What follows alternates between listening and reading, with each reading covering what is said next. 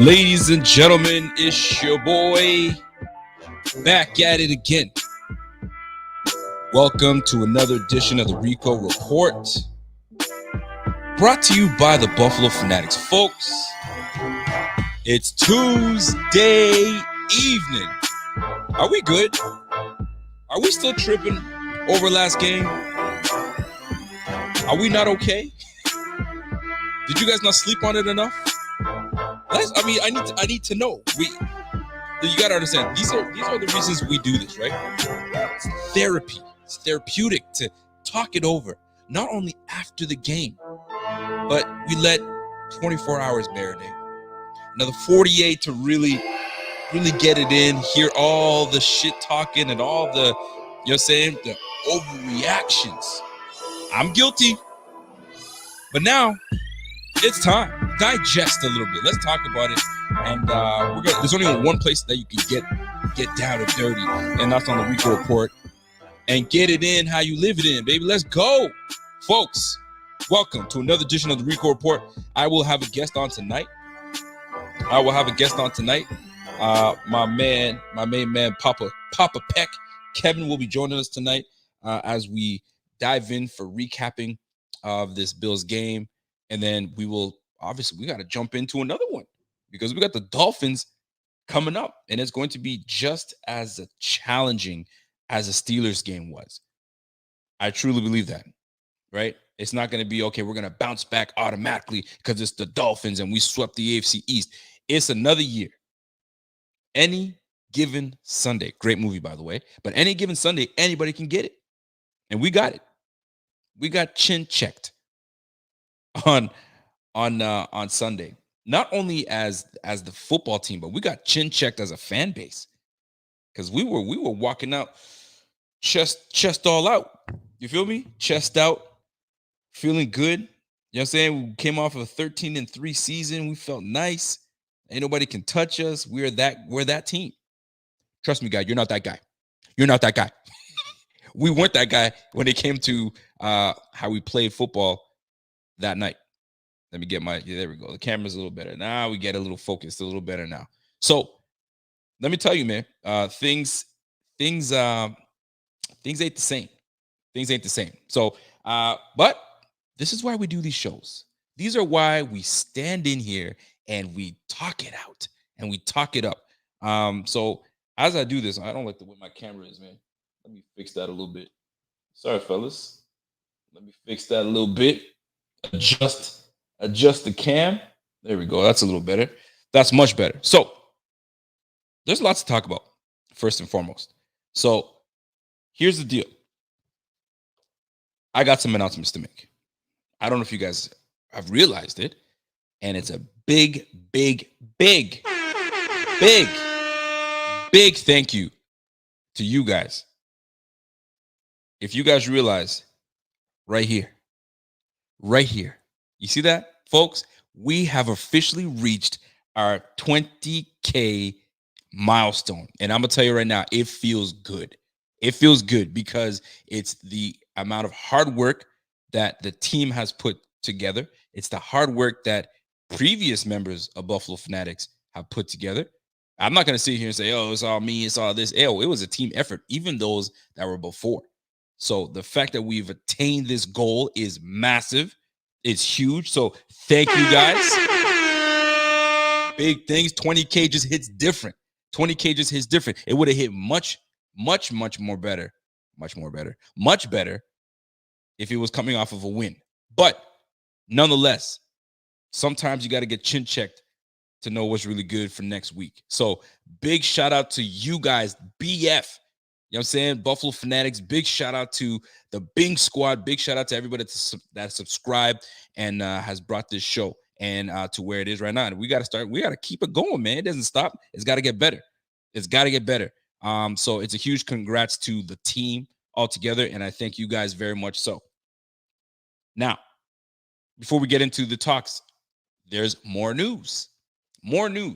So Highmark Stadium, with directive of Erie County, right? Public health of Erie County. You will now have to be, going forward, single dose to show up to Bills games. Period, point blank. That's it. There's no, oh, I got checked, I got tested, I got this and that. I want to be able to go. No, fam. You will not be entered. No mas. Season ticket holder, you're going to have to sell them tickets, right? Another thing, by October 31st, you got to get double vaxxed. So you, sir, ma'am, will not be able to enjoy a nice Bills game. You'll have to enjoy it at your local restaurant, if they even allow you in there, or you're just going to have to pimp out your pad and watch the games from there. So I'm going to just say this, man. Things are changing. Things are changing. And this is something that we're just going to have to get used to. Get used to these changes that are coming our way. And by the way, you know what's lovely? We just added a new member to the Bink Squad. What's happening to, what's my man's name? Mr. Rodames Lopez.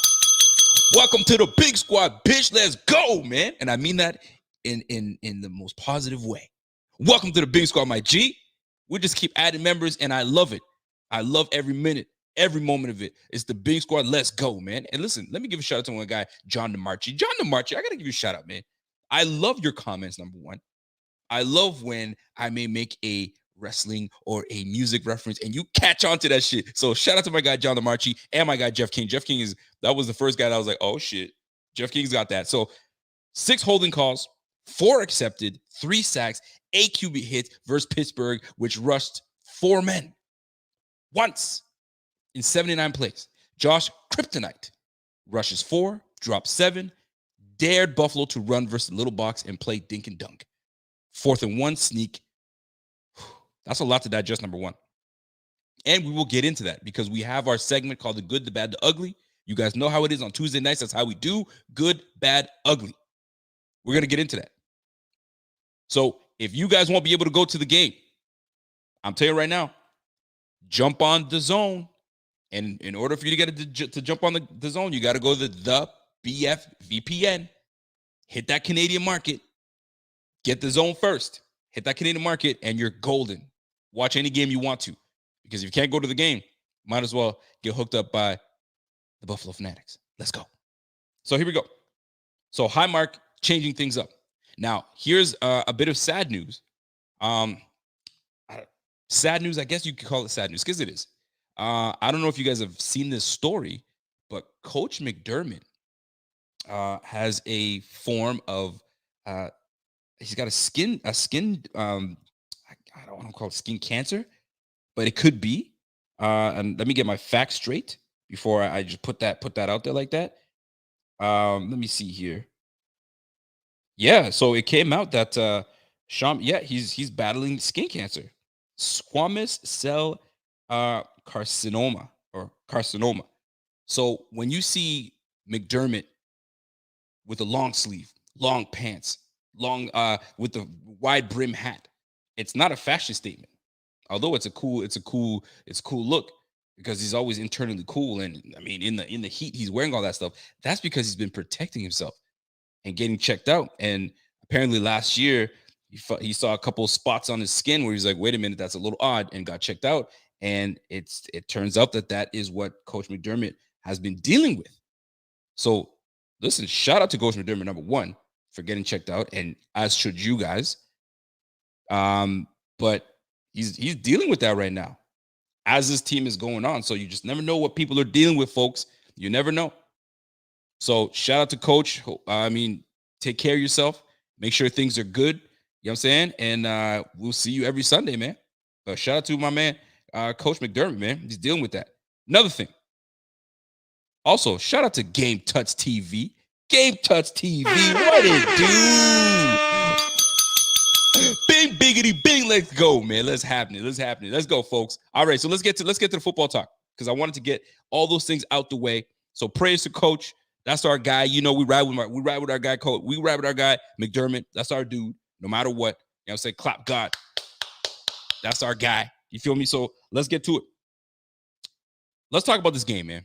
Let's get right to the nitty-gritty. Let's get to the shits. Fam, let me bring this mic down, because I got to get shit on my chest, right? How are y'all feeling? No, real talk though, really. How are you guys feeling? Because the amount of hot takes that I saw coming from the Twitter fingers of these people, and I swear, Twitter has got to be the worst place to catch, you know what I'm saying, insightful football news and stuff, because or just some takes, because I go there for entertainment. I'm there for entertainment, and I happen to run one of the top Bills content creating brands out there. So you got to be out there. But I you know, man, I like to enjoy myself. But when I see some people talking a whole bunch of stuff, I was like, golly. Hey, is Tyrod Taylor available? Can we trade for him? What?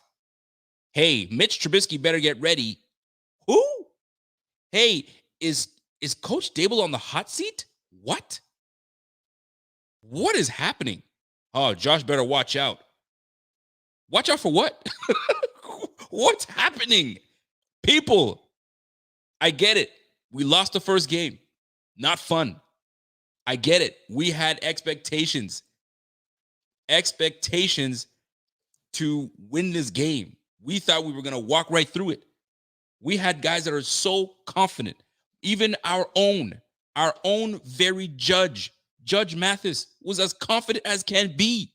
I was like, where the hell is this man getting all this confidence?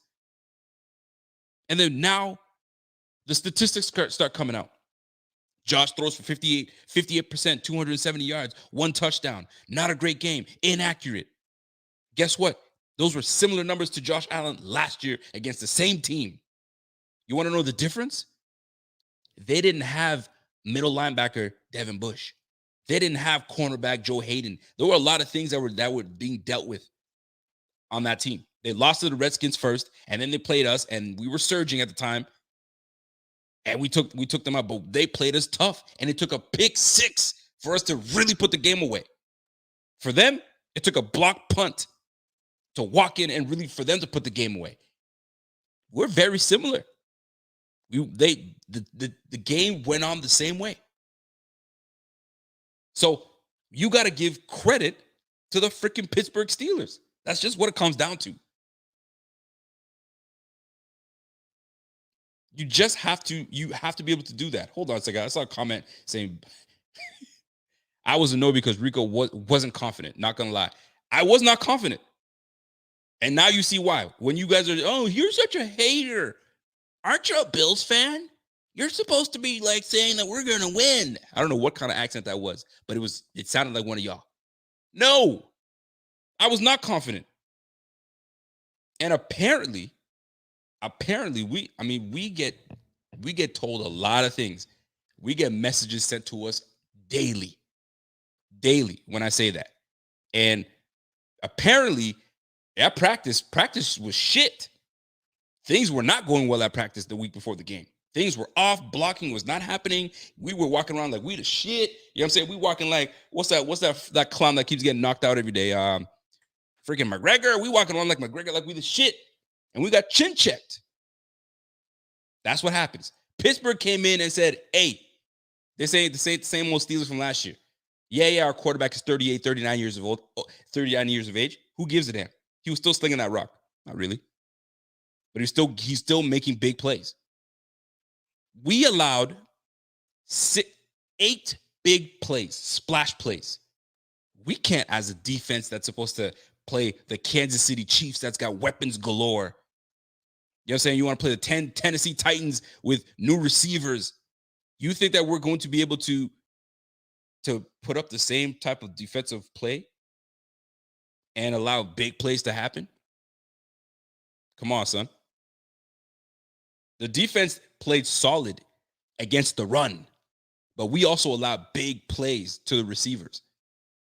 They didn't have big statistical games, but they allowed big chunk plays and allowed them to move the ball up. Sometimes it's not about one guy where you shut them all down and he's at 40 yards receiving or whatever the case is. Sometimes it's not about that.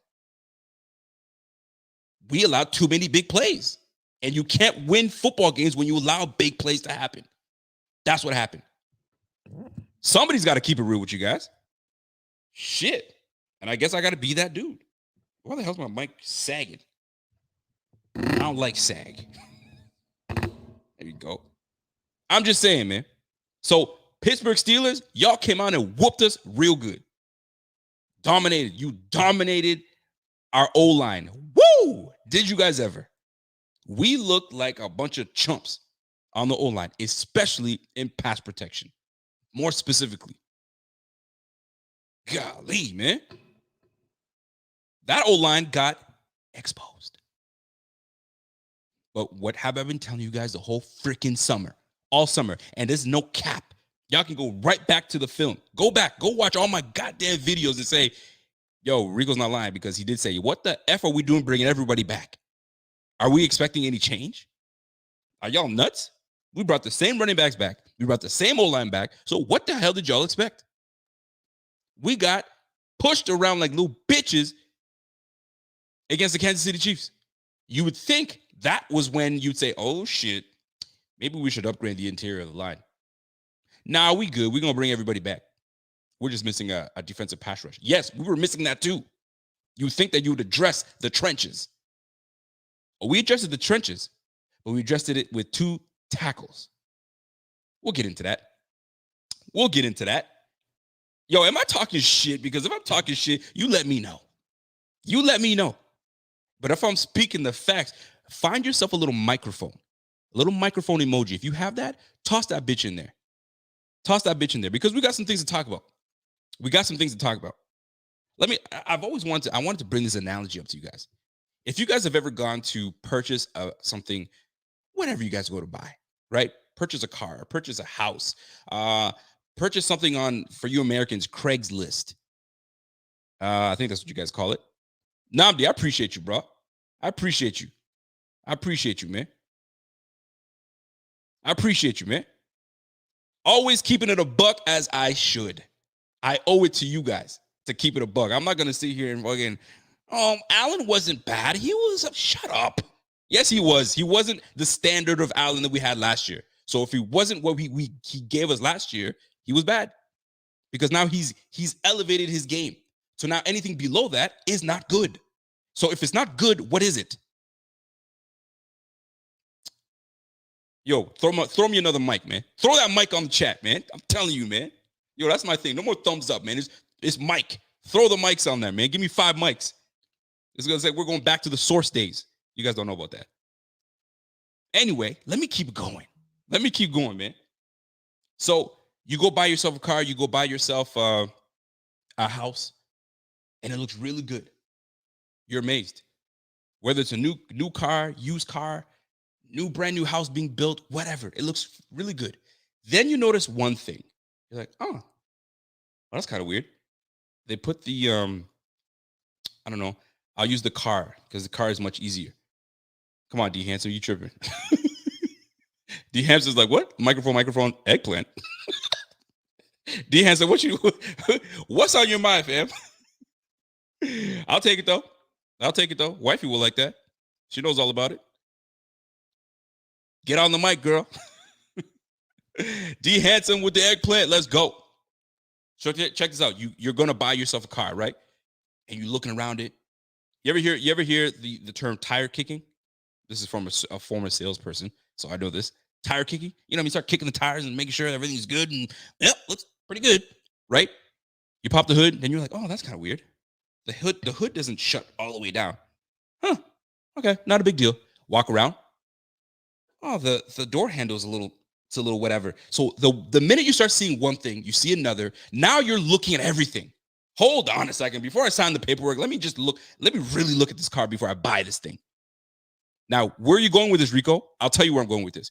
When you look at our draft picks, and I'm not pooping on our draft picks, but I am questioning our draft picks, not the players per se, but our picks. Let's go through it. Groot, Basham, Spencer Brown. So you're like, oh, we're addressing the trenches. Tackle wasn't our issue last year. It was last game, that's for damn sure. But tackle wasn't our issue. Darrell Williams had a solid year, which parlayed him into another contract. Dion Dawkins got himself a long extension. So tackle was not our issue. It was the interior of the line. We didn't address that in the draft whatsoever. Where What made you not want to address the interior of the line, Mr. Bean? See, but this is what I'm talking about. I'm being nitpicky right now. But when you see what happened on Monday, it makes you question a lot of things. And one of them is like our O-line, interior O-line, got absolutely demolished. Did you see John Feliciano?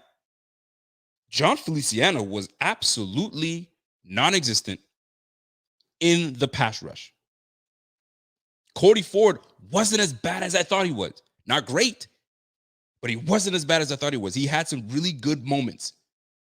And he had some okay moments. Good moments in the run game, but pass game, John Feliciano, what's happening? And most folks are like, we brought him back and we give him an extension, but we like continuity. Let me tell you about continuity. Overrated. I was one of it. Oh, I like the continuity.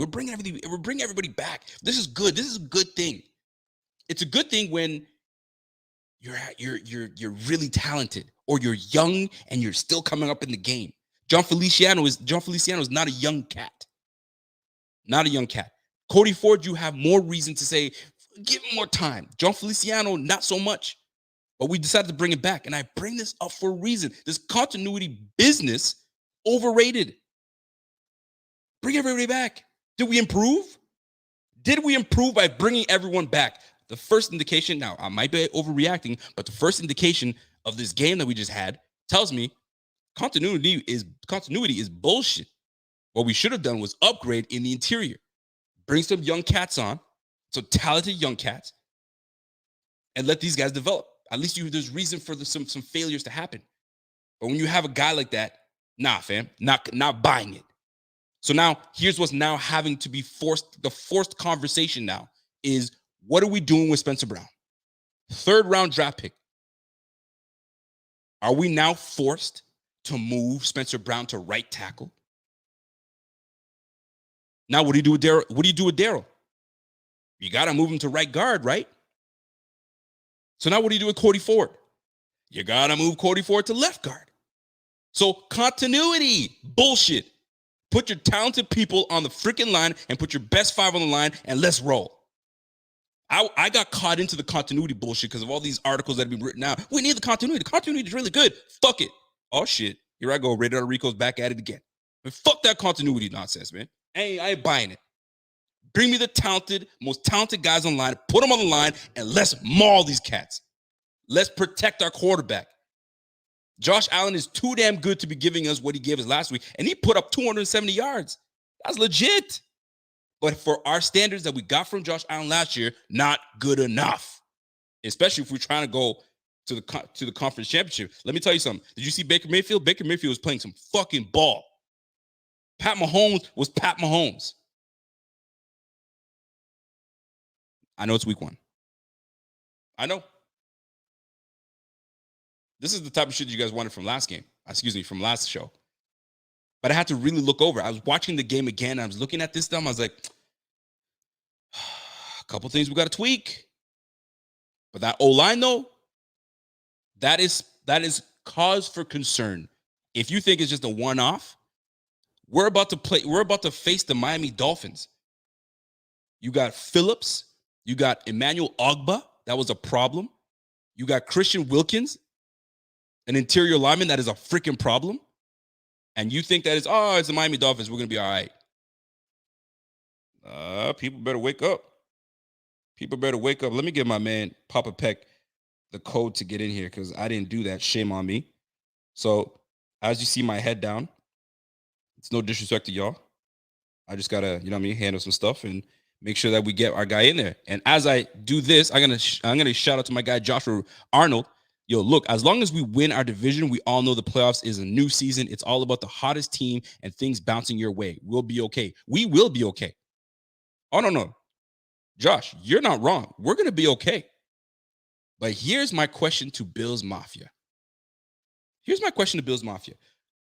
Let's just say we lose to the Miami Dolphins. Now the big bad Bills are 0-2. Do you know who we faced the game after that? We faced the Washington Redskins. Is that who we play? We play the Washington football team. I said the Redskins. The Washington football team. I know they don't have Fitzpatrick. They got Tyler Heineke. But do you know who they have on that defensive line? Do you know who's on that 99 Chase Young? That interior line, the outside? Are you kidding me?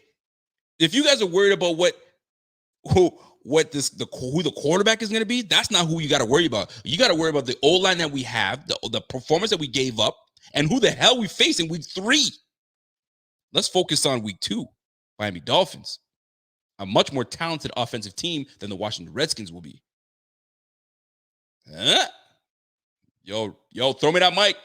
Throw me that mic if I'm spitting. If I'm talking shit, give me that potato. Y'all got me heated right now, fam. Hey, yo, Raider Rico saying it with his chest. Talk your shit, cuz. Yo, I gotta keep it a buck. You guys know how it is, man. I have a duty. I have a duty to speak it to you guys, man. That's why you guys tune in. That's why we sit here at 20,000 subscribers, baby. Let's go. Come on. Come on, man. Shout out to my guy D Hanson. Yo, Rico, let me call. I gotta say something, man. My fingers ain't typing. Yo, I'm gonna open up the line soon. I promise you guys, I'm gonna open up the line. And you guys already know who gets priority when I open up the lines, right? You guys already know what it is. It's the Bing Squad. Bing Squad gets the priority. Let me send my message to my guy. There we go. Let me send it to him. Kevin's gonna be on very shortly. I just sent him to link, so Kevin will be on shortly. So you guys already know that's your favorite Dolphins fan, Kev. D Hanson. We're gonna try to make it work, baby. Let's go. Joel Anderson, yo, Rico, I love you, bro. Best Bills head on the internet. Yo, talk to him, fam. There's some good folks out there, but this is the real. Let's go. So check this out. Yo, so when we sit here looking at this team right now, we're a good squad. Don't get me wrong, we're a good squad. We're gonna bounce back, but we didn't address the O-line like we should have. So like my man Bobby, if you guys don't know who my man Bobby is, he not only is this guy's an underrated content creator. He creates all the stuff that's on our IG page that's got you engaged 24/7. He doesn't come on here long enough, but once he does, yo, he drops the nuggets. Check this out. My man Bobby was saying this. We are now going to be in almost, I don't want to say the rebuild. He didn't use the word rebuild, but we're having to retool again for next year. This year would have been the year that we had the chance to draft linemen to really boost this line. But we didn't. We missed the boat on that. We went tackle and Tommy Doyle, tackle and Spencer Brown. Tommy Doyle was inactive. Jack Anderson inactive. Spencer Brown potentially is going to be probably put into the game shortly. If these charades continue. So this whole continuity nonsense, not buying it. I'm about put the best players on the damn line. Put the best players in place to play, and let's go. But we brought everybody back, though, man. That's what we're supposed to. We got John Feliciano back. He's a big gamer. He plays PlayStation with Josh Allen. That's their buddies. You think Josh Allen was happy with John Feliciano's play? Motherfucker, if you don't fucking block Hayward, we got some problems, man. You're not going to be part of my Warzone team. I might just go solos. I'm just saying. So, folks, we're allowed to be in this mode, but the 24-hour rule is in effect. We'll call it 48 because it's Tuesday. The 48-hour rule is in effect. We move on to the Dolphins next week. So looking at my notes, I apologize. Let me get back to my notes. So I need something from you, Kevin. I see you back there. Just chill, fam. You look like you're itching to get into this. Just relax. I got people to talk to. Okay, unless you want to be part of the conversation. Do you just give me the thumbs up if you want to? Oh, he wants to be part of it. Let me bring Kevin in, man. Kevin's gonna probably. You know what? Sometimes Kevin is one that I need to calm me down. Let's bring Kevin in there. Hey, Kev. What's going on? What's going on, fam? You good? Yeah, I'm good. Am I overreacting or am I on the money? What are you overreacting about? Are you still talking so about the O-line? Are you talking about the O-line? I'm talking about our performance altogether, especially the O-line. You guys you're playing that game again where you know where a lot of the blame should go. You don't want to put it there, So we're just I'm gonna about to get there. we're just gonna put it on. We're just gonna put it all in the O line. It was like last year, it was like, oh, the defense can't hold them, that sort of thing. Wait. Before you get Yeah. into that, Yeah. because I was talking on the O-line. I didn't even get into Josh Allen yet. I did not get into Josh Allen. Y'all think I'm going to leave Josh Allen off this list? Are you mother effing crazy? No way. No way, no how. Kevin, good to see you, man. How are you? I'm good, buddy. You miss me? Yeah. I do miss you, man. I'm not going to lie. I do miss you. Someone said, why did I grow hair? I always had hair. What was that? Yo, they're just happy to see you. They haven't seen you in such a long time. They're happy to see you, man. Yeah, no, like your O-line, I thought was a little inconsistent. But man, there were plays where Allen had all day to throw. I think you guys have gotten a little spoiled because last year he had all day to throw. I keep in mind this was just, you were playing in a really good defense in the Steelers. Yep. Facts. You just were a little flat.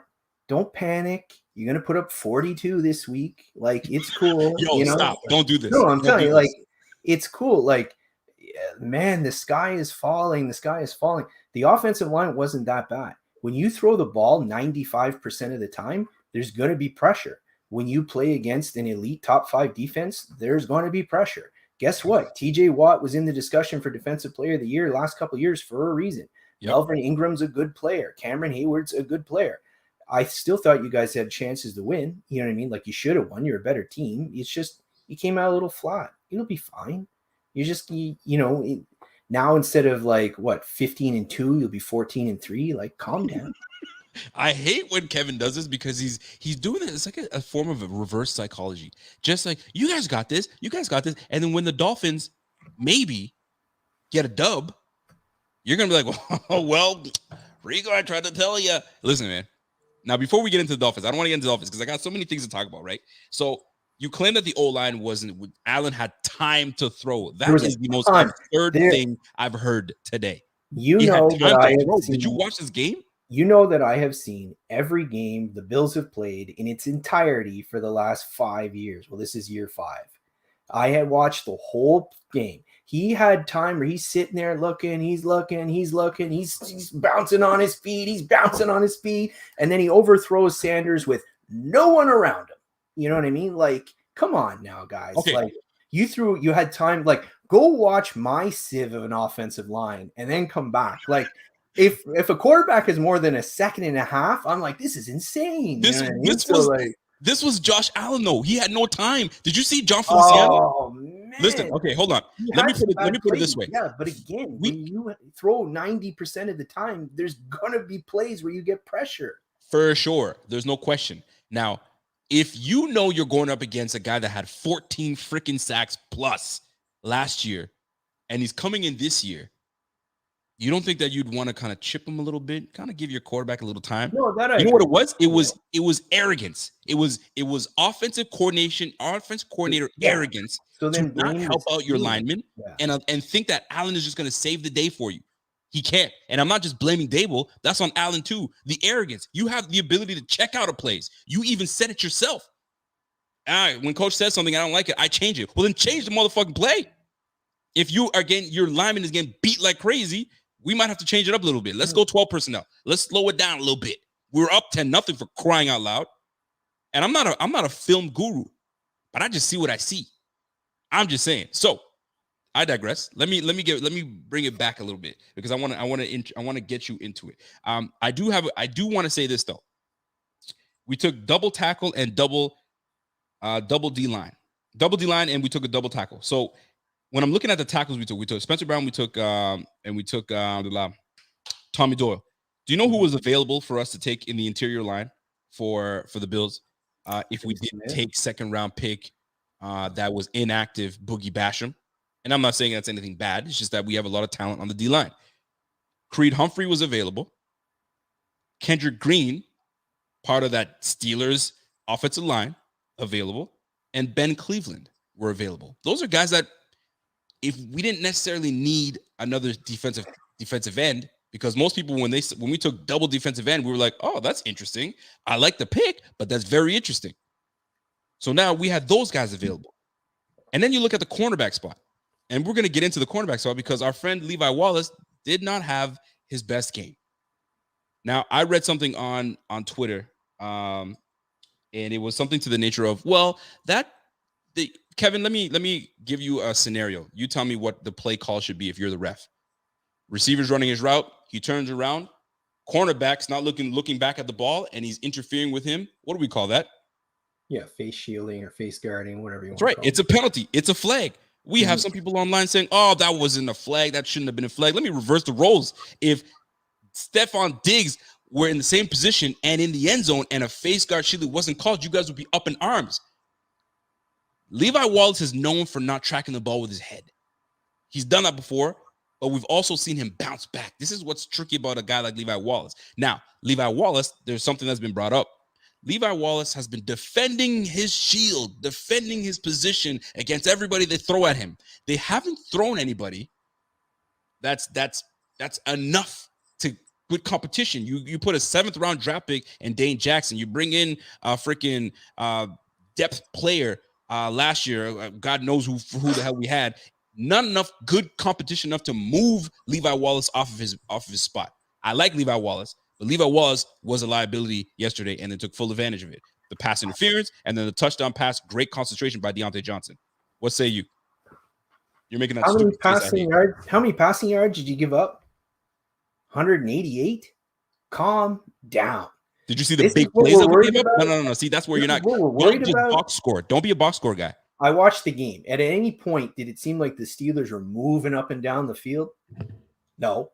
At any point, I came away thinking your defense looked better this year than it did at the beginning of last year. I know you ended on a bit of a hotter streak. The defense picked it up as the year went on. But last year, between the first game last year and the first game this year, I thought your defense played really well. Like, calm down. The Steelers aren't a bad team. Not saying they are. Not saying they have 3 good wide receivers. None of them are elite. But Deontay Johnson made a great play on that touchdown. You know, he did make a great play. Claypool's a good player. Yes, he is. You know, so is Trey White. No one likes Juju, but if he's your third wideout, he's pretty good third wideout. You know what I mean? Like, they've got some players. Like, they won 12 or 13 games last year for a reason.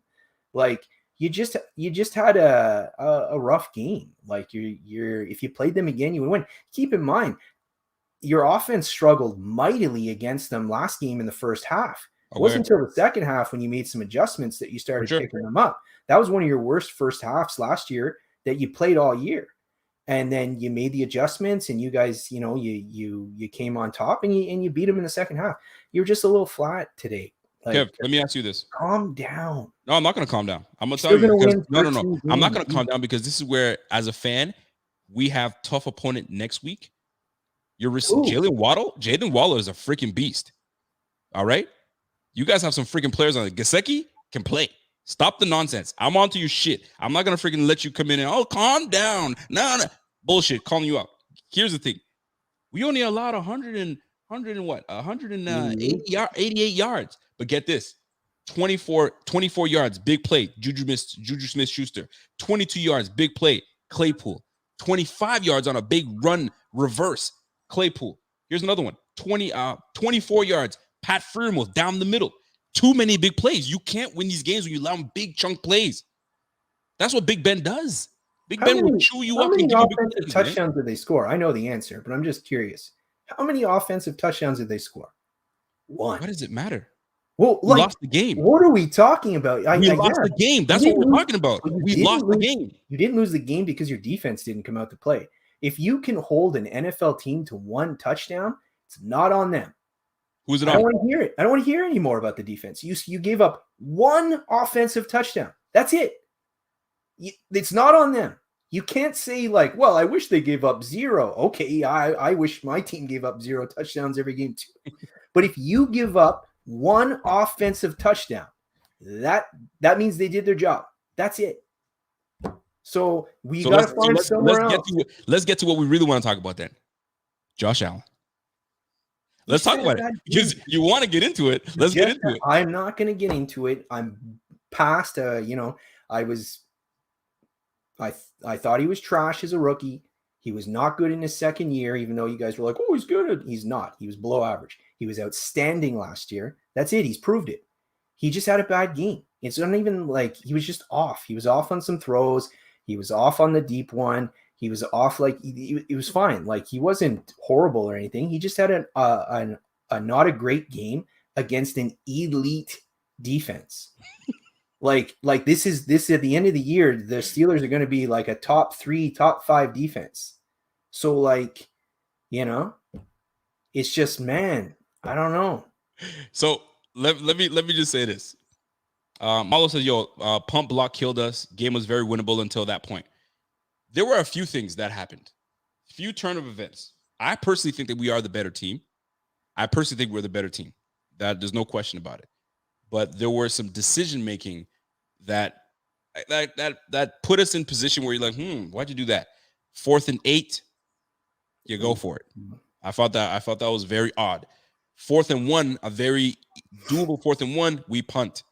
It was a lot of decision making that was a little off to me and kind of threw the game out for a loop. It was just odd. Now, Josh Allen, will he give us a game like that again? Probably, because the O-line did not give him time. I know you said that he had a lot of time. He didn't. But there was some decision making that was awful. He had a wide open Emmanuel Sanders. If he hit that, the game changes. That was going to be on the money, but inaccurate. Here's my problem with Allen last game. Too jittery, too antsy, and inaccurate. He was just throwing the ball off his back foot, just never settled. Why was he not settled? Goes right back to the old line, right? But we pay you all this money to make adjustments, to calm your guys down and get going, but I don't think he ever did get himself to calm down. That's just my opinion on it. But the thing is, this is therapeutic for me, right? When you get to watch the game again, you get to see these things. And I really don't like how modest and nice you're being because everybody's calling you out for it. No, this is a Kevin that, if you guys don't know Kevin, this is what Kevin does. He gives you, calm down. It's not so bad. He'll rip us soon. Oh, he'll wait. He's going to wait for us to be 0-3, 0-4, which I highly doubt is going to happen. But he's just waiting for his time.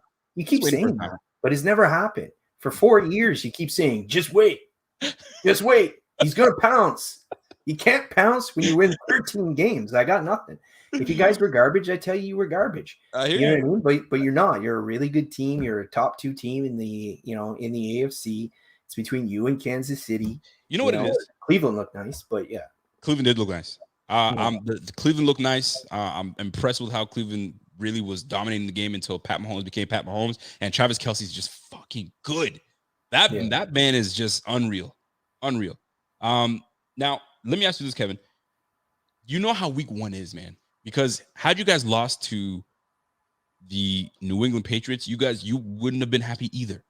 You would have been very pissed off, right? But you came out with a W, so it feels good. It doesn't feel good when we lose. Hate it. I'd be pissed. Nothing to do with it. But I mean, there's nothing to change. You just gotta play better. Literally, it's as simple as that. Just play a little bit better. Like, you were rusty. You didn't play well. It didn't, for whatever reason, it doesn't matter. It was a lot of things that there's a lot of things that are very easily correctable. So no, for sure. But let's think of it this way, like how the times have changed, right? Like the Miami fans are furious right now because we squeaked out a win against New England. Right. Remember the days when, like, what? We went into New England and won. Like, how has times changed that, now we're complaining because we only beat the Patriots in Foxborough by a little bit. And you guys are like up in arms, like we got to burn the place down because we lost to a 12-win team last year. Like, it's crazy, like how far things have come in the last 2 years. But it is crazy. Yeah, the tides are definitely changing for sure. And not to because I want to get into my good, bad, ugly, and I want you to be part of it. And I want to see if you are in agreement with me when I speak on the good, the bad, the ugly. And we're about to get into that segment. But before we do, how did Mac Jones look? He looked pretty good, actually. Yeah, he looked pretty good upstairs. Like, he didn't do anything. It was, how you guys said, oh, Tua just throws 2-yard passes. That's all he did all game. It was just like dunk, dunk, dunk, dink, little, tiny. He hit one pass where the two defenders picked themselves, and he hit one Aguilar. But he looked like he didn't get rattled. That was what was impressive about him. He didn't get rattled. And when Miami was throwing blitzes and stuff, he knew who his outlet guys were. He actually looked like a vet. I Really? don't know what his ceiling is yet, because I didn't really feel threatened that he was going to score very much, but I was impressed in his first ever start. He didn't look lost, and it looked like he was going to be. Like, did you see the highlight where he threw that backwards pass into the ground? Yeah, I was like, what's Yeah, that was his first drive, and I was like, this yeah, guy's they're like trash. Mac And Jones. then he actually he finished with something like a 5-yard attempt, average yards per attempt. Like, he was really low. He's one of the worst at that in the league. But yeah, he was better than I thought he would be. Don't get me wrong. I'm still glad they didn't get Justin Fields. Here's the question from my girl Jessica Tennis says, yo, how did Tua look though? He looked better than last year. He looks like he has more zip in the ball. I mean, last year he came off a catastrophic hip injury, and no one even thought he was going to play at all. And then they threw him in, last year, kind of midway. This year he was able to work out. He looks a little bit bigger, not big, but bigger. He looks a little bit bigger. He looks a little bit more decisive. He's got a bit more zip on the ball. Doesn't have a cannon, but he played okay. New England still has a good defense, right? They got Hightower back. They have a good secondary. They picked up Judon. They got Kyle Van Noy back. That's a pretty good defense. For sure. I thought he played all right. I will say the one thing everyone knocked on him was he was a check down Charlie. Well, last Sunday, I don't know what the stats are because of the Monday night game, but as of Monday morning, he was 4th in the league in yards per attempt. Like, he was almost 10 yards per attempt. It was 9 point something, which is like 2 full yards higher. So he was throwing the ball downfield more against a really good secondary. Okay. So I will say, at least in that regards, he didn't wow me, but he was definitely more aggressive. Yes. Are you sure? Because I wouldn't say I wouldn't sure, because we don't do well against tight ends. But we kept Eric Ebron and Freiermuth in check for the most part, except for that big play from Patty for 24 yards. But Gesicki is a different ball game. He's a different player, so we'll see how that plays out. My man Bobby says, yo, would Kev rather have Mac Jones over Tua? I'd take Tua. Mac Jones, I think Mac Jones' downfall is he is immobile. Like, Tua, for all he was Tom Brady. Tua's not a runner, but there's not a lot of Tom Brady's, though. It's hard in this day. In the old days, you had more, your offensive lines were able to build, and you had more cohesiveness. Like, look at your old lines when you had Will Shields for so long and you had Fina for so long. You know what I mean? Like, yeah. But Gesicki wasn't a big part of the plan because they lost Austin Jackson. They had to start a rookie at left tackle where he hadn't played a lot. So they did keep Gesicki in a lot to do some chips and stuff. But he wasn't a big part of the game plan. But that's what New England does, right? They take your best player, which a lot of people would think Gesicki's their best offensive player, and they took him away. They doubled him. So instead of forcing the ball into double coverage, Miami went to Parker, who beat up J.C. Jackson, and they went to Waddle. You guys have a good team, man. I'm not going to lie. I'm not going to front, and I'm not going to sit here and be like, oh, we're going to mop the Dolphins up. And hell no, we're not. They're going to play us tough, and don't look at that 56-point beat down we put on you last night. That meant shit. So it's going to be a new game. So, folks, let's get into it. The good, the bad, the ugly. We're going to start with the good. The good, the crowd. The crowd was it was amazing. And that's me watching from TV when freaking Isaiah McKenzie, Lil Zay, takes the ball 75 yards. I could hear it through my 82-inch TV. By the way, I got an 82-inch TV, and that shit is the shit, by the way, Kevin. So whenever you decide to come visit, we'll have a great time with the 82-inch TV. But damn, the crowd sounded crazy. So if it sounded crazy, in my basement, it must have been amazing at the stadium. So for those that were at the stadium, if you guys were at the stadium and you guys heard that and you were there, that must have gave you freaking goosebumps as to how good that was. So shout out to the crowd that was at the game. That was something that was great. Here's another thing that was good. Tyler Bass. Tyler Bass is he's automatic. You know what I'm saying? 3 for 3, 42 long with 10 points with an extra point. That guy is he's consistent. And we did a really good job by bringing in Tyler Bass to the squad because he's going to be here for a long time and he's consistent as can be. So we had an opportunity. Here's another thing. We had an opportunity to take points on the board, and we decided to go for it. Those are the decision making, but I'm going to get into that. Here's another thing. Tremaine Edmonds, very good. I like Tremaine Edmonds' play. I think that the fact that he's healthy and he's coming on from last year, that he knows he didn't have a great year. I'm very happy that Tremaine Edmonds is going to be coming out. I know he wasn't all over the place. He had 4 tackles with a 1 batted pass, but he was where he was supposed to be. So that I did like a lot from our guy, Mr. Tremaine Edmonds. Another good is Devin Singletary. Devin Singletary had 11 carries for 72 yards. I know most people are going to say, but hold on. He ripped 2 long runs to really getting him up to 72 yards. But prior to that, he was still running well with the ball with the opportunities that he got. He was moving the ball forward, and on the run side of things, the O-line wasn't doing too bad. I mean, we didn't really face any blitzes. It was really us just going up against this line. But nonetheless, Devin Singletary showed us something. That hard work proved to us that he can carry the rock, and we're going to find out. And it goes to show you, too, Zach Moss was deactivated. He was on the inactive list. So that tells you that they have trust in Devin Singletary to tote that rock. He just got to hold on to that thing because he fumbled twice in that freaking game. So chill out, young man. You got to chill out. Dawson Knox. We always poo-poo on Dawson Knox, me included, and saying he's just not reliable. You can't depend on him. But guess what? 4 catches, 4 targets, and he was reliable. So that tells me that Josh Allen may and will potentially look his way more often to get us moving the sticks. All right. Ed Oliver.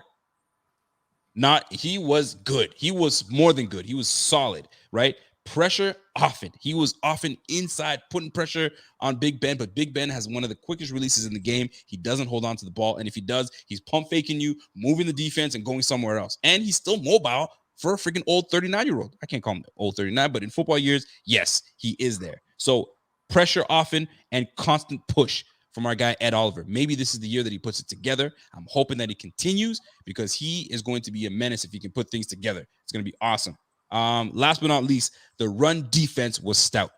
We kept Najee Harris, which I anticipated.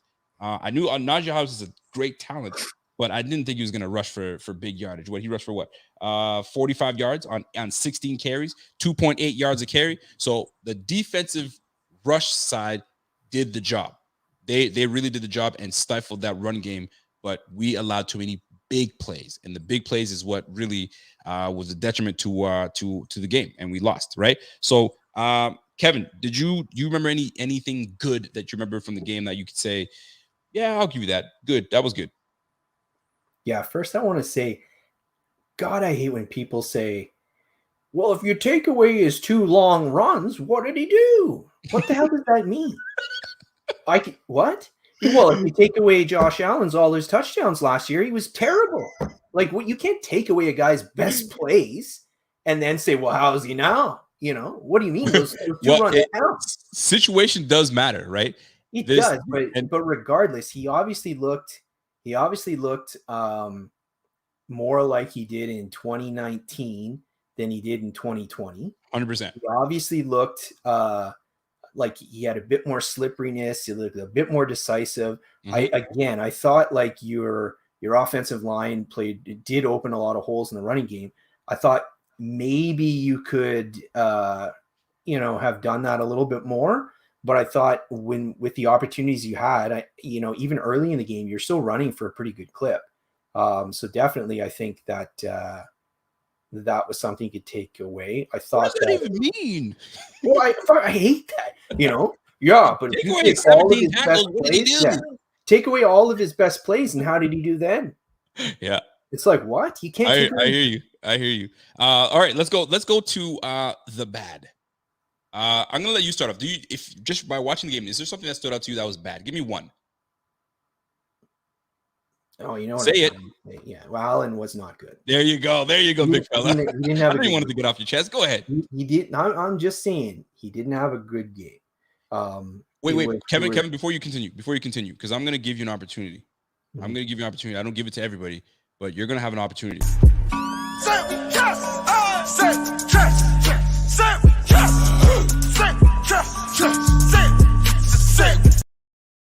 Say it with your chest, Kevin. Tell us how you feel about the play of Josh Allen.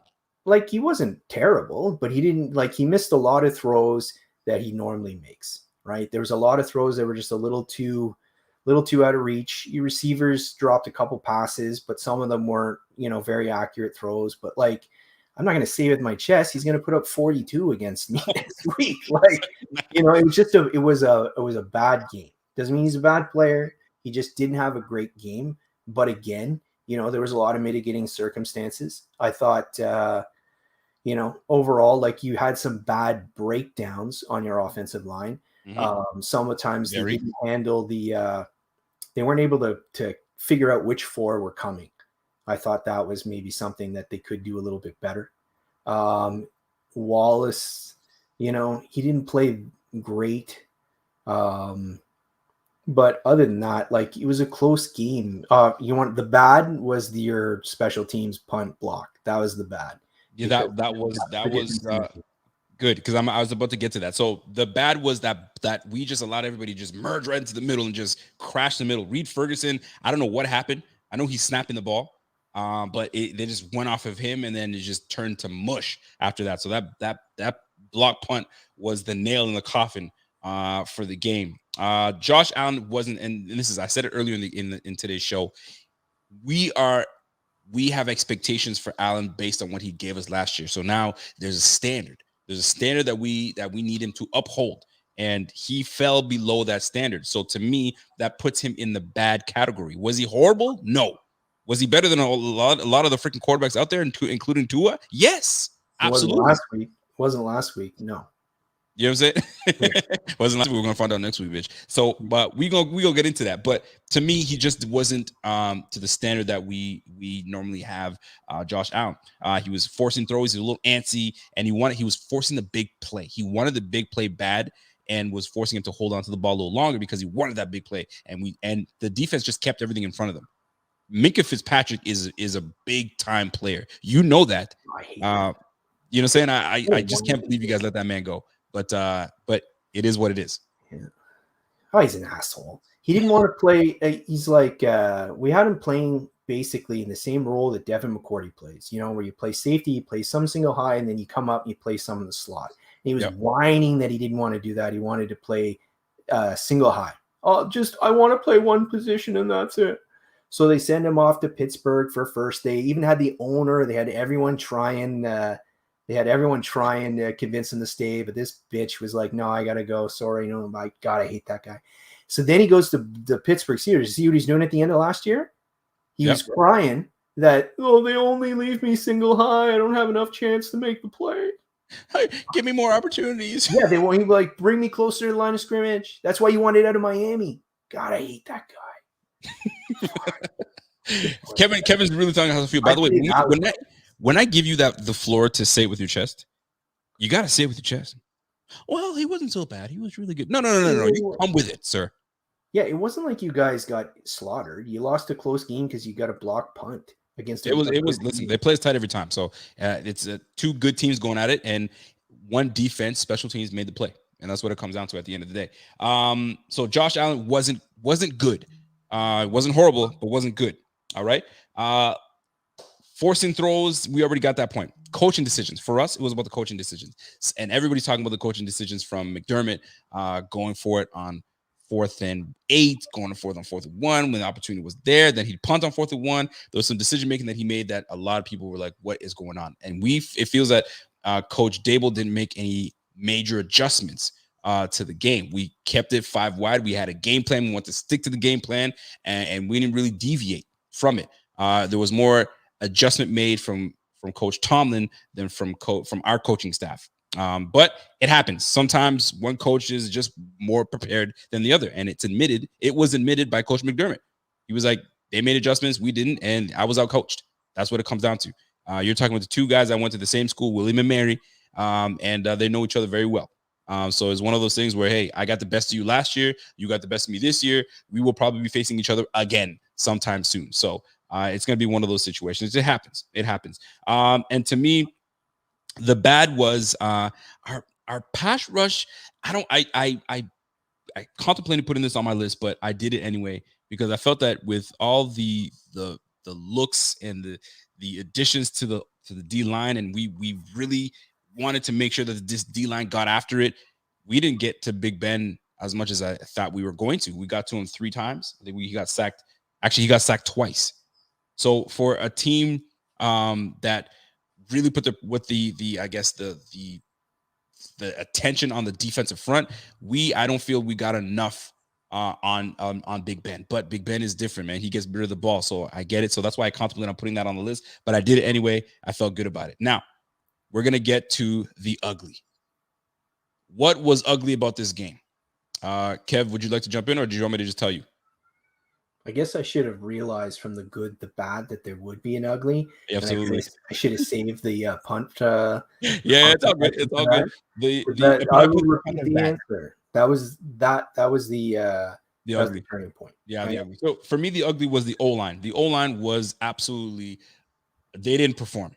If you saw the PFF grades, and some people like say, oh, I don't mess with PFF, but those are the same people that mess with PFF when things are really good for their team, right? So PFF nonetheless did their job, and it was not great. I think the only person that graded above 50 was Mitch Morse, and I think it was Darrell Williams. I think those two. The other guys were all under 39, 49, freaking 34, or something ridiculous. And the ugliest of all was John Feliciano's play. He was just not good that game. Cameron Hayward, I think it was Cameron Hayward, was just eating his lunch. Just lunch money. Tyson or Tyler Alualu eating lunch. They were just all over the place. I even have some footage, Kev. Let's take a look at this one. Oh, let's see it. So this is Deion Dawkins. Deion Dawkins was not great. It wasn't a good day for Deion Dawkins, but Melvin Ingram. Thank God when he was in the building in Miami, we didn't sign him, because it doesn't look like he would have made it. We didn't, and that would only cost $4 million to sign that man. I was literally tweeting that out. Like, I was furious when they didn't sign him. And then I watched, I always watch your guys' game, especially because mine was late, but I was like really paying attention. And yeah, he was awesome. And I was just like, fuck. Yeah, Melvin Ingram was just all over. He was rushing from the inside, rushing from the outside, just all over the place. Here's some more footage. Pressure. Hawk has it blocked. It's scooped up and a score. Touchdown. Ulysses Gilbert III. Big play for the Steelers.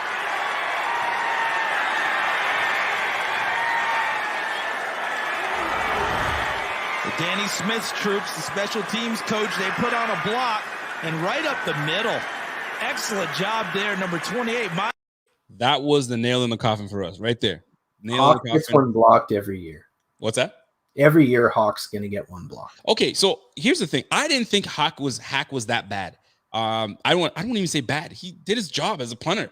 It happens. You get blocked. Everyone's like, oh, he holds on to the ball too long. Is this something that he's known for? What did you guys not like about Matt Hack? He doesn't have any real distance. So Hack is, when you're a shit offensive team like we were, you want a guy like, your guy there, Barocas, however you pronounce it. Yorker's not there. Oh yeah, but yeah. You want that guy that can boom it. Yep. But when you're a team like you, that's an offensive team, he's really good at directional punting, so he can't boom it. He's not as good in deep in your own end, but he's better when you're closer to their end because he can pin it. He's really good at pinning it inside the 20. And he's pretty good other than the Isaiah McKenzie touchdown last year. He's pretty good at like hang time and that, but he's not going to get you the distance. Got it. So he's more about accuracy and he is a bit slow getting that ball off because every year he gets it blocked. Every year.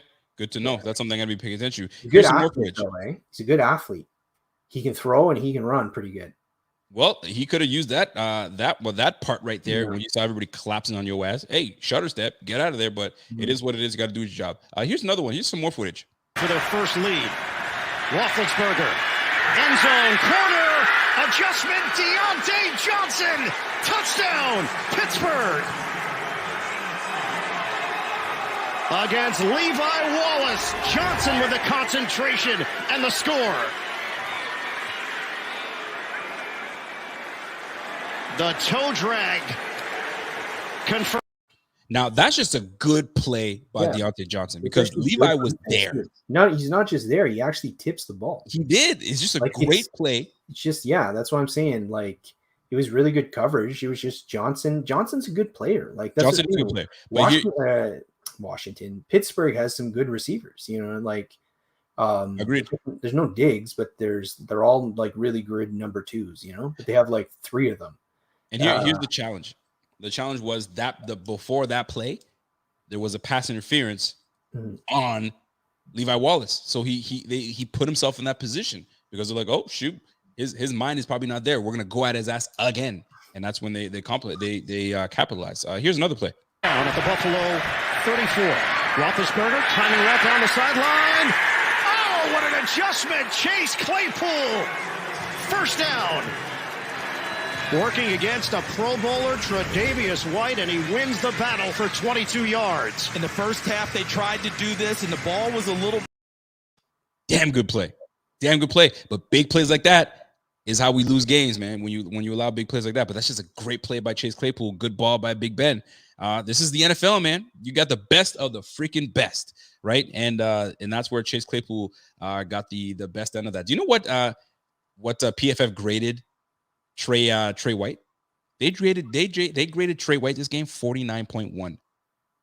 49.1. Very interesting. So I got a couple more plays and then we're going to close up my friend. Buffalo trying to add points. Allen delivers. End zone. It's caught. Gabriel Davis. Touchdown, Buffalo. Now I look forward to that Josh Allen where he's got time and he's going to deliver. And we all know what Josh Allen does to the Miami Dolphins. He shows up for these guys to play. So we're hoping that we get a lot of Josh Allen from 2020 to really get his act together for this game, this upcoming game. It's almost a good and bad thing because I hope it wakes up Josh Allen and the rest of this offense, but it's a bad thing for you guys because you're getting a determined team coming into Miami. I think you guys were at Miami. Yeah, we're in Miami. We're in South Beach. So we're about to find out what this team is made of because we cannot fall to 0-2. We just can't in the AFC East. We just can't do it. What are your thoughts? Yeah, you're gonna win. You're gonna win easily. You're gonna win. You're just gonna win it, Rico, and that's that. And we're gonna be 1-1, and that's it. Yeah, you're winning next year. You're winning next game. Earlier I told someone you were gonna win 42-13. 42-13. Fuck, you know what? I can't wait. You know what? I might even have you back on next Tuesday just so you can either gloat and say I told you so, or I'd love to see your demeanor after. Actually, you know what? You've already set yourself up to say, well, I told you so. So it's going to be one of those two.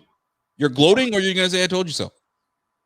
It's, I don't know, man. I'm telling you, like, there's a whole list of reasons why we played poorly against you. But I have we won a game and I had less confidence playing you than I had going into the season.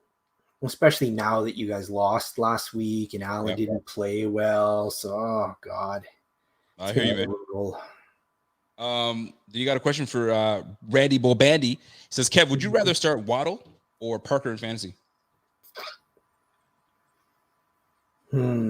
Parker has a better chance to score. Can I tell you that I started I in my fantasy, and I know we're in a fantasy league together, and I'm glad you finally joined this year.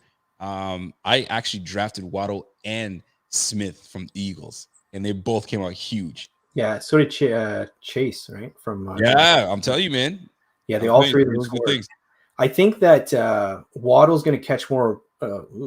Waddle's going to catch more balls than Parker will, but Parker's got a better chance to score because Taron Johnson's a really good tackler. So a lot of the balls that Waddle gets are like he gets a lot of those extended handoffs, a lot of quick passes, short screens, those things because they want to see him run after the catch. Will Fuller is the deep threat. Parker is the jump ball. Gesicki's the intermediate, and Waddle's your short. They hope that he would turn into what Cole Beasley could be, except with a little more speed. If he hits his ceiling, kind of thing. That's what they're hoping for. So now go ahead.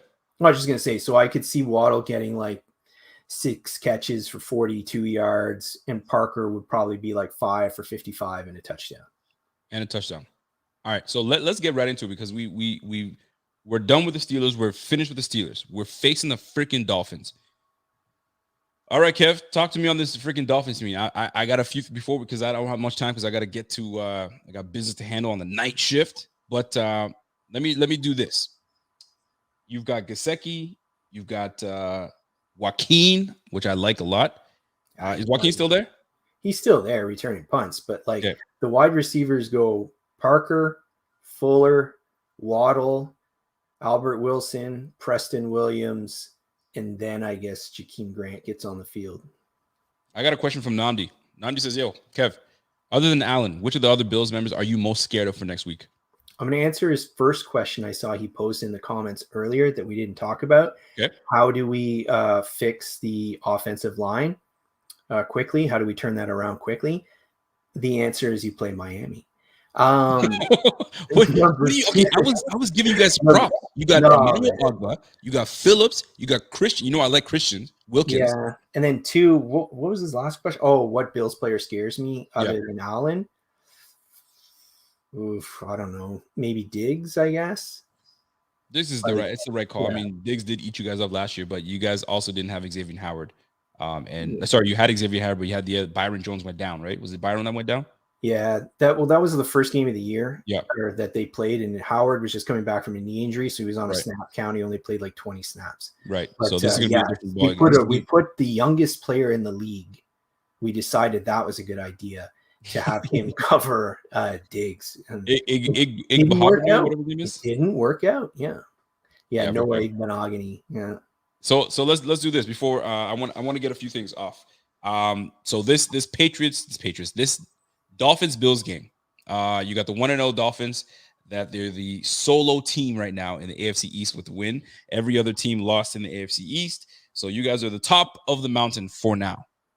We're going to Miami, a motivated team. You guys are motivated. You guys are well coached. You guys, I think Flores outcoached Belichick in that game, man. There were some moments where even the student looked good compared to the teacher. So I think Flores is a hell of a coach. I really respect Flores and how he's got your team playing. So coming up, this is the way I look at it, man. I think that because you guys saw what Pittsburgh did to us, there's going to be a lot of film watching and seeing what they did. They kept everything in front. So, and you guys have a hell of two great corners, solid corners, better than what the Pittsburgh Steelers have. And you guys have a pass rush. Phillips, you guys, Jalen Phillips. You got Ogbah, which was a problem. Wilkins. Who's the other? Gotcha? Did you guys get rid of Gotcha? You still got Gotcha? Get rid of Gotcha. The other guys, well, what is supposed to be Raekwon Davis, but he got hurt. So and then Baker's on the squad? Baker's on the squad. He had 7 sacks last year. Zach Sealer is pretty good. But and Van Ginkel is the other guy. Van Ginkel, there it is. So I feel that you guys are still a good squad. Defensively and offensively, it all falls on the shoulder of Tua. Does Tua fall to the pressure that we will be bringing on that O-line? And I don't know if that O-line is going to hold up. But we thought that the Pittsburgh O-line wasn't going to hold up because they're full of rookies. And look what happened. But we're facing a different quarterback. So how is Tua going to do against his pass rush? Are you guys going to falter under this? Or are you guys going to be, we'll just get rid of the ball and we'll do what we have to do? I'm not so much worried about the pass rushes. I'm worried about just like eventually, well, because I'm not, pass rush hasn't proven anything yet. So what I'm worried about is the back 7, right? Okay. So you'll get to Tua, you'll get some sacks, but I think they'll be because he's got to hold on to the ball. Where Tua would do well is in situations where you play a lot of man coverage, because with the new wideouts we've added, we've got some guys that can beat the man, right? So he can kind of just pick the matchup that he likes and then go after that guy. What we're hoping for is when you see a lot of teams that are single high, we can beat those guys with the man and get some explosive plays. But you guys don't play that. You play, your cover 3, you let everyone catch the ball in front of you, and then you rally and tackle. So where I think Tua is going to struggle is that we're probably not going to get as many explosive plays. You have to take 10, 11, 12 play drives to score touchdowns, and he doesn't have the patience that Fitzpatrick has. So I think eventually the more you make him put the ball in the air, the more opportunity there is for him to make a mistake. And I think that's what's going to happen. I mean, like, again, the guy's played 10 games so far. So you have 10 games and you come in and play your scheme with especially the guys you have at linebacker. Yeah. I'm expecting either Milano or Edmonds to get a pick because they flashed a rush and then they drop back in his zone. I can see it happening. So, and on defense, I'm not sold on our pass rush. I think we get a lot of sacks because we blitz a lot. Okay. And the problem is with Allen is that's not how you try to beat him. You don't blitz him because he can extend plays. And that's why he's always, even before he was good, like when he was a rookie and when he was like, second year, even before like that, he was always having success against Miami because he does better when you blitz him and you get man coverage. So he uses as his athleticism to buy some extra time. And then it doesn't matter how good your corners are. You can't cover those guys for 4 or 5 seconds. You just can't do it. So it's like we created a defense, that was coming out here to stop the Patriots. Our whole team was like that. And you guys did the same thing, right? How are we going to beat the Patriots? Yep. Then all of a sudden we woke up and Tom Brady was gone. The Bills were in control of the division and everything that we had schemed against them doesn't work. Changes. So they need to figure out something drastic. And until we can get a solid pass rush on you guys with 4 guys, like without blitzing, we're still going to be in big trouble. And I don't like Phillips. He played okay. He hasn't wowed me yet, but again, he's a rookie, right? So I can't expect him to come in and dominate a game against tackles of Dawkins and Williams' I think it's going to be the battle of the U. Greg Rousseau is going to look to show out against Phillips, especially because Phillips got drafted before him. And Phillips is going to be like, I can't let Greg Rousseau come in and try to, outdo me. And I think Rousseau might have the edge against your tackles. Who are your linemen? Who are your linemen that you are most worried about against our pass rush? Especially Jerry Hughes. I saw he almost made a play last week. Hold that thought before you do that. Antoine Williams says, Dable hasn't figured it out yet. We spread everyone out without any true deep threat on the field, and we never put Josh under center last 4 games. We put Josh under center, but we're very predictable when we put Josh under center. When you Josh under center, it's most likely going to be a run. You know what I'm saying? So we're very predictable in that aspect unless he checks out of it. But yeah, that's what we're looking at right now. But yeah, I want to know what your thoughts are. Who are you worried about on your offensive line that you're like, man, you guys need to attack this guy because this guy's a liability? The tackles, right? So everyone on my team is ridiculously young unless Jesse Davis plays and he's a bum. So the rest of them are all Austin Jackson, second youngest player in the NFL when he came in. And he's played the 1 year. He played okay at the beginning. He got hurt and then he didn't play well. He missed last week because he had COVID. Okay. So he missed last week. So he hasn't played yet. So I don't know what I got. And then the other tackle, if they hopefully is they play Liam Eichenberg, who's a rookie too. Eichenberg. I only want him to play just because Jesse Davis is such a bum. He's that guy that's like not bad if he's your 6th lineman because he can play both tackle and guard, so you can plug it in anywhere. But if he's starting, it's bad. And then so you got a second-year player in Austin Jackson at left tackle. You got a second-year player in Solomon Kinley at left guard. You got a third-year player who has 1 game of experience playing center at Michael Dieter. You have a second-year player in Robert Hunt, and you have a rookie at left tackle. So there's no, if Eichenberg plays, there's no one on that line that has more than 17 games experience. So what you're telling me is that we are going to get after your quarterback and we're going to give you guys fits because right now we invested heavily into that damn line, especially going with 2 freaking linemen in the first 2 rounds. So what you're telling me is that Tua is going to be under duress all game long. Yeah. Okay. And I'm okay with that. I'm not going to tell you who I'm worried about is your receiving core. And Levi Wallace right now is our liability. And if for some reason, and Tre'Davious White is not known to travel like a what do you call, what's my man from the Rams? Jalen Ramsey.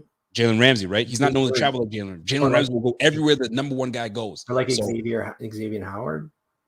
Or Xavier Howard. Excuse me. I keep disrespecting Xavier Howard. Thank you for reminding me. Take away Xavier. That's what I should call him. Take away Xavier. So we don't see Trey, you know what I mean? Typically, because he's done it before, but we don't see him travel like that. So if Waddle is left on Levi Wallace, I have major issues. So this is where our pass rush is going to have to get to Tua, because if Tua has time, it's going to be Tua time on Levi Wallace is not good. And I know Micah Hyde's there, but Micah Hyde hasn't been the safety that I wanted to be in taking that ball away. So I'm hoping that I don't think you won't match up against Waddle though, because they're going to play Waddle inside. It'll be Waddle versus Taron Johnson. Okay, well, and Taron Johnson had a good game last week, but Taron Johnson is not known to be a cover guy. So it'll be Wallace. Either way, it's going to be problematic. Yeah, Wallace will be either covering Parker or Will Fuller. And then White will have either Parker or Fuller, and then it'll be Waddle on Taron Johnson. Is Fuller healthy? Is Fuller actually active? Yeah, he's going to play. The only reason he didn't play last week is because it was the last game of his suspension. Shit. Okay. So so we're gonna have our hands full, man. We're gonna have our hands full. So this is where that O line versus our D line is going to be the difference. So it's gonna be who prevails. The pass rush of the Buffalo Bills, the storm. Do we bring the storm, or is Tua going to calm the storm and get the ball out quickly? And we'll see how this plays out. By the way, D Hansen says, "Listen, Kev, you need to worry about the Bills' defense, field position. Also, Kev, you're being a hog." He gives you the eggplant emoji and a heart and a mad face. I'm so confused. Yeah, it's a fool, boy. So, listen, folks, this is good. This has been an edition of the Rico Report. I have my man Kev. It's been a while since I've seen Kev. We're not in the same province anymore, so he can't be right beside me, so we can, you know what I'm saying, chop it up. But this is the best way that we can chop it up for you guys. So I hope you guys appreciate this show. Before you guys get out of here, smash that like. Kev, did you guys realize? Kev, if you look to your left. Are you able to look to your left? No, to your right. If you look to your right just a little bit. Yep, that's it. There it is. We have Kev's like, what am I doing here? We have officially reached 20,000 subscribers. Oh, nice. Buffalo Fanatics. So shout out to the Buffalo Fanatics. We have officially reached 20K, and it's a big monument, a big milestone. So smash that like while you guys are in here. Not for me, though. Smash that like for my guy, Kev, that's showing up and always becoming a fan favorite because they love Kev's demeanor. And I love Randy Boban. He says, "Yo, Kevin's like a cat, man. He's just waiting to pounce on you when it's time, when it's ready in time." So we have a big game coming next week, this Sunday. It's going to be the Bills taking on the damn Dolphins in Miami, in South Beach. It's a big AFC East division game. It's a division game. It's always tough, so it's going to be fine. Kev, the Dolphins win this one? They lose 42-13. 42-13. So you're thinking that we're going to come out and just really handle business, and all things will be good with Buffalo. Yeah, and then you guys will be back on the Super Bowl train, and all the fans will be happy, you know. Yeah. Yeah. It'll be something like that. So it really, at the end of the day, man, what it comes down to is what I'm worried about is my corner. With your receiving core, you guys have a really good receiving core. I think one of the better ones in the league. But your liability is potentially your O-line. And on our end, we have the defensive front that I think will give you guys fits. So we're going to find out where the adjustments are made, who makes the adjustments to make sure that one guy is over the other. And Coach Flores, Coach McDermott, it's going to be the battle of the coaches, who outcoaches and who makes the adjustments at the end of the day. So, folks, that's the end of the show for us. What's your score prediction? Kevin, what's up, Kevin? What do you guys say? What's your score prediction? What my score prediction? I hate doing score predictions, but I think the Bills do prevail. I think we come out and it's gonna be like a 28-21 Bills. I think that you guys will put some points up. I don't believe in your run game. Miles Gaskins as your running back. I don't believe it. I do like Ahmad. I forgot. I don't know his full name, but I like him. He's like a little mini Barry Sanders. But it just won't be good enough because we had the better Najee Harris and we bottled him up. So we'll probably bottle up Gaskins and all that good stuff. You guys just won't be able to run the rock on us. But the receiving core is the difference. Gesicki. I got to watch out for Gesicki. So, folks, that's it for us. That's my man Kev hailing from Ottawa. I'm over here in Nova Scotia. Kev, don't be afraid to come visit us. You know how it is. I got a room just for you, man. The Bills and Dolphins will be clashing next Sunday. Who will prevail? That is going to be the storyline, man. Will it be the receiving core handling us, or will it be the pass rush of the defense coming at Tua and not giving him a goddamn any breathing room? We're going to find out. I hate Kevin's smirk. He has that smirk all the time. I can't stand it, but that's just his face. Folks, you got to love it. Love it or not. But that's it's Kevin, my man. birthday today. You gotta be nice. Oh, shit, my man. It's Kevin's birthday today. Big boy Kevin turned 25 years of age today. Yeah, for sure. So yeah, I wish my guy Kevin a happy birthday. It actually is his happy birthday. So Kev, I wish. Are you going out tonight? Or you're just gonna chill in? What's the deal? No, not tonight. I gotta work tomorrow, Saturday. Oh, you're a bitch, man. You gotta go out there. You gotta. Who cares about work? You gotta work, get sauced up, and go to work the next day. But anyway, that's it for us, folks. And you guys have yourself a freaking pleasant night. And until next time, is me and your boy Kev. And guess what, Kev? You gonna break it out for us or what? And we're gone. And we are gone. Let's get out of here, boys. Let's go.